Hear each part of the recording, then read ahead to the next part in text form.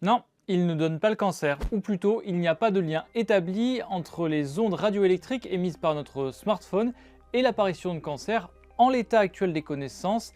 Ça, c'est le résultat de l'ANSES, l'Agence nationale de sécurité sanitaire. Et pour arriver à ce résultat, les chercheurs ont exploré 250 travaux explorant la possibilité d'un lien entre le cancer et les ondes radio, publiés depuis leur précédente grande étude, c'était en 2013 pour les adultes et en 2016 pour les enfants. Ces données scientifiques conduisent à ne pas établir de lien de cause à effet entre exposition aux ondes et apparition de cancer jusqu'ici, résume l'agence. Ces ondes qui sont émises pour communiquer par notre smartphone, mais aussi la radio, la télé ou tous nos objets connectés sont omniprésentes dans notre quotidien. Alors des études expérimentales montrent bien l'altération possible de cellules, mais celles-ci sont transitoires, c'est-à-dire que lorsque l'exposition aux ondes s'arrête, les cellules retrouvent leur forme initiale. Encore une fois, ces résultats ne sont pas définitifs, mais en l'état actuel des connaissances, l'ANSES n'exclut pas que de futurs travaux apportent des éléments nouveaux. C'est pourquoi, face à des usages qui évoluent très vite et qui peuvent générer d'autres effets sanitaires,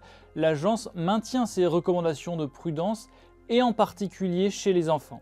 Enfin, l'ANSES rendra les conclusions d'une autre étude au mois de janvier qui portera cette fois-ci sur les conséquences de l'usage des réseaux sociaux par les adolescents.